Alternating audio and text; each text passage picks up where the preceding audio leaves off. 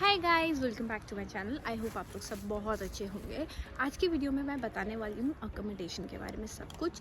जितने भी हम as an international student rental properties में रहते हैं तो मैं कितना पे करती हूँ, मेरे फ्रेंड्स कितना पे करते हैं और मंथली एक्सपेंस हमारा सिर्फ रहने का कितना आता है। अगर आपको वीडियोज़ अच्छी लग रही हैं तो प्लीज़ लाइक कर दिया करो, कमेंट कर दिया करो और सब्सक्राइब कर दिया करो। गाइज़ कमेंट करके ज़रूर बताया करो आपको वीडियो कैसी लगी है, अच्छी लगी है तो भी, नहीं भी लगी है तो भी, और कौन से और टॉपिक्स है जिसके बारे में आप चाहते हो कि मैं मोर वीडियोस बनाऊं। तो I try to make sure कि मैं जितने ज़्यादा हो सके उतने सारे टॉपिक्स को कवर करने की कोशिश करूँगी।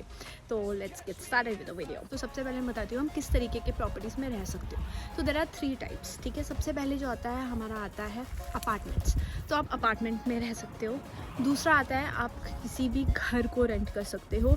तीसरा आता है आपका बेसमेंट। तो सबसे ज़्यादा जो कॉमन है स्टूडेंट्स जो यूज़ करते हैं या प्रेफर करते हैं वो होते हैं बेसमेंट्स। इसके पीछे भी रीजंस है वो। तो सबसे पहला रीज़न आता है कि वो होते हैं बहुत ज़्यादा अफोर्डेबल कंपैरेटिवली। तो हमारे क्या बेसमेंट्स में क्या होता है, आप हर एक रूम का भी अलग क्राइटेरिया होता है। आपके पास 2 ऑप्शंस होते हैं, या तो आप एक प्राइवेट रूम में रहिए या तो आप एक शेयरिंग बेसिस पे रहिए। तो इसके अगेन आपके जो है प्राइस फैक्टर है वो डिस्ट्रीब्यूट होता है।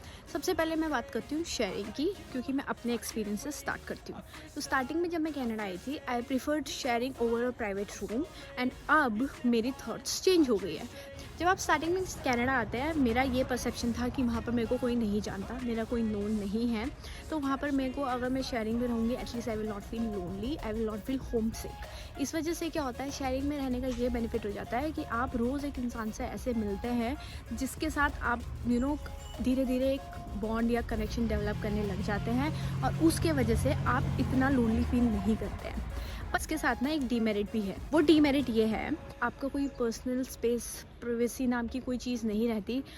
फॉर इंस्टेंस अगर आप बेड शेयर करो, मेरे केस में बेड शेयर करने का सिस्टम था, तो आपको मेक श्योर करना पड़ेगा जो आपका पार्टनर है वो रूम क्लीन कर रहा है या नहीं। आपको आदत है क्लिनलीनेस में, दूसरे इंसान को नहीं है, या फॉर इंस्टेंस आपको नहीं है आदत है क्लीन करने की पर दूसरे इंसान बहुत स्ट्रिक्ट है इस मामले में, राइट। तो इस बारे में क्लैशेस हो जाते हैं कभी कभी कि आपने नहीं क्लीन किया या you did not make your bed.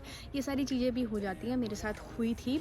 इसके पीछे का रीज़न ये होता है कि दूसरा इंसान बिजी हो सकता है, they have to go early for job और they are missing the buses, और इस वजह से ना यू माइट फील अनटाइडी। तो स्टार्टिंग के टाइम में because I had no job and my partner had a job, तो इस वजह से मुझे था कि she had to leave very early and stuff and I was like मेरे को घर ही रहना होता, तो I used to feel like चीज़ें बहुत गंदी पड़ी हैं, I used to feel irritated और इस वजह से थोड़े बहुत डिस्प्यूट्स हो जाते थे। तो ये हो जाता है डीमेरिट्स। एक और डीमेरिट ये हो जाता है, आप अपनी फैमिली से बात करना हो तो you have to go out on to the sofa और somewhere in the living room, वहाँ जाके आपको बात करनी पड़ेगी। उस वजह से जो बाकी रूम वाले हैं वो डिस्टर्ब हो जाते थे। तो क्या होता है ना, आपकी पर्सनल स्पेस नहीं रहती। इसी वजह से now I preferably want to stay in a private room then in a sharing room. तो अगर आप एक बहुत प्राइवेट इंसान हो या आप एक like sort of an introvert हो या आपको नहीं पसंद अपनी पर्सनल लाइफ शेयर करना, तो आप प्रेफरेबली सिर्फ एक प्राइवेट रूम चूज़ करिए। अब इसमें बात करते हैं हम रेंट की।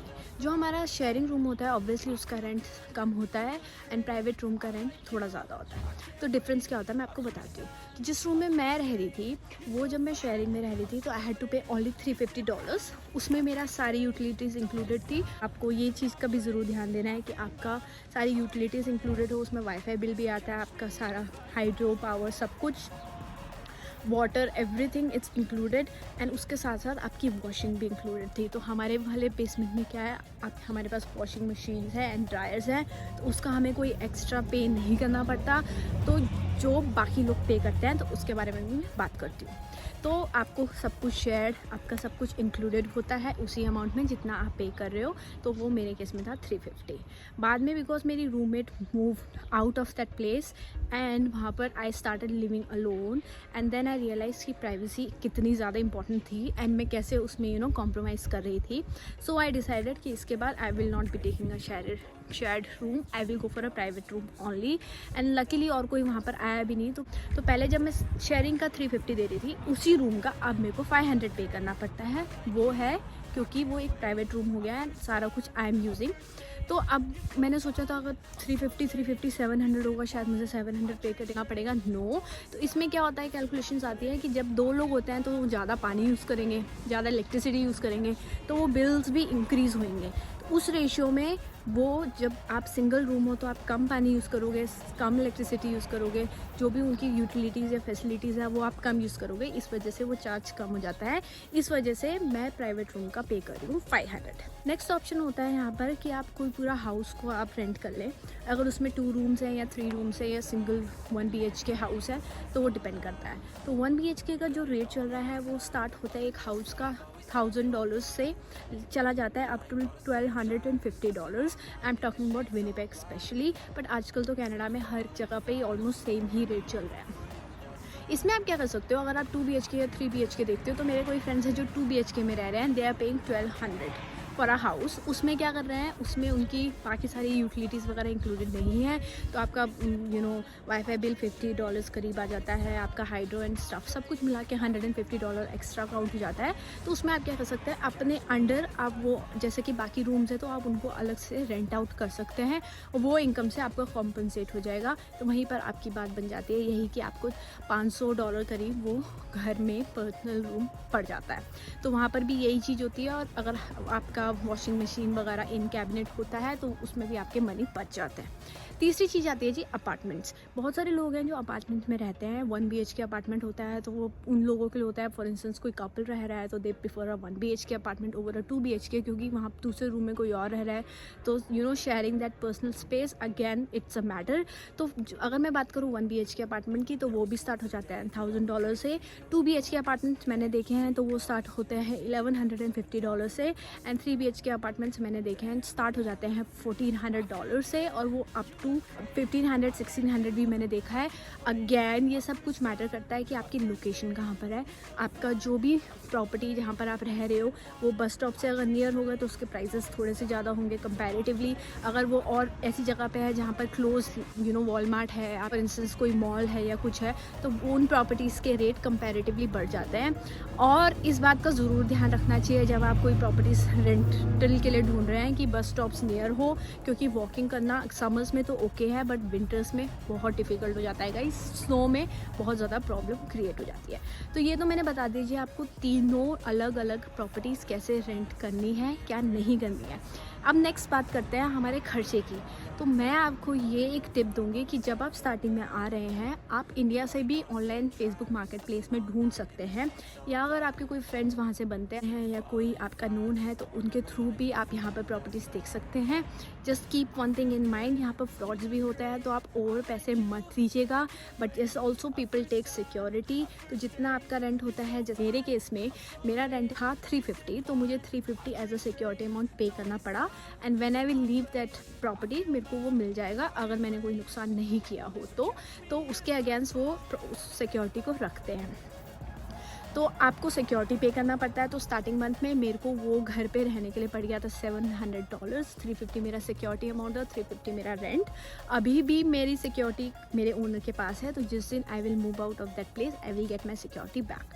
सेम केस होता है हर जगह पे। अगर आप कोई अपार्टमेंट ले रहे हैं, कोई लीज पे आप अपार्टमेंट ले रहे हैं, उसके अंदर सब लीज होती है तो वहाँ पर भी रेंट मिल सकते हैं। विनिपेग में अगर आप देखा जाए तो पर्टिकुलरली एक पेज है स्ट्रेट आउट ऑफ विनिपेग, उस वाले को आप ज़रूर फॉलो कर लीजिएगा। It's on Instagram. तो वहाँ पर ना डेली अपडेट्स अबाउट विनिपेग होती है। फॉर इंस्टेंस जॉब अपडेट्स, अगर आपको कोई प्रॉपर्टीज़ रेंट पे चाहिए तो वो भी अपडेट्स आपको वहाँ ज़रूर मिल जाएंगी। तो मुझे एक अपार्टमेंट मिला था जहाँ पर मैं गई थी। It was quite a good apartment and वो 2 BHK अपार्टमेंट था, और उन्होंने बोला था if you want to share you can have a room.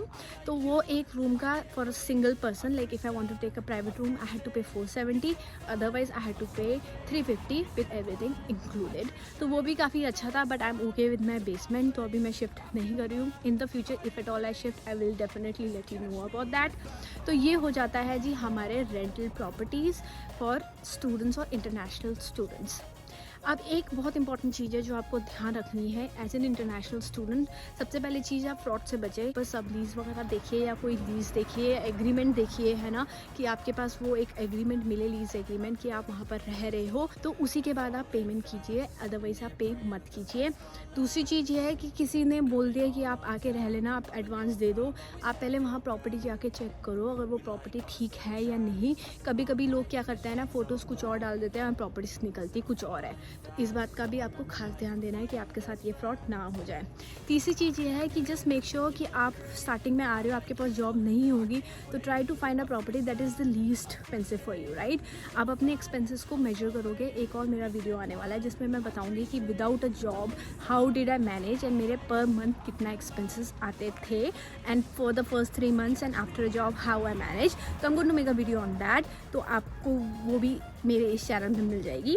But मेरे कुछ ऐसे फ्रेंड्स हैं गाइस जो मनी सेव करते हैं। फॉर इंस्टेंस बॉयज़ पे खासकर मैंने ये देखा है, वो लोग एक अपार्टमेंट ले लेते हैं, बाहर जो आपका लिविंग रूम होता है वहीं पर एक बंदे को गद्दा दे देता है, वो बंदे को बस सोना ही है, बाकी तो बॉयज़ को इतना कुछ होता नहीं कि हमें पर्सनल रूम्स चाहिए। तो वो मेरे फ्रेंड्स ऐसे भी हैं जो सिर्फ ऐसे अपार्टमेंट शेयर कर रहे हैं, जैसे फॉर इंस्टेंस एक अपार्टमेंट में 4 लोग रह रहे हैं, तो उनको वो अगर $1000 का वो अपार्टमेंट है, फॉर इंस्टेंस 1 BHK भी $1000 का है, तो वो क्या करता है, 2 पीपल एक रूम में शेयर कर लेते हैं और जो 2 लोग हैं वो लिविंग रूम में एडजस्ट कर लेते हैं। तो उससे उनको सिर्फ 250 पर मंथ पे करना पड़ता है। तो आप कंपेयर कर सकते हो गाइस, 250 एंड वी पेइंग 350, $100 का भी फ़र्क है। तो $100 makes a lot of difference जब हमारे पास जॉब नहीं होती है। ईच डॉलर काउंट्स, हर एक चीज़ उसमें आपके ग्रॉसरी आ जाएगी, आपका मंथली बिल निकल जाएगा, आपका फ़ोन का या आपके पैगो का रिचार्ज हो जाएगा, तो आप वो मनी को कहीं और भी यूज़ कर सकते हैं।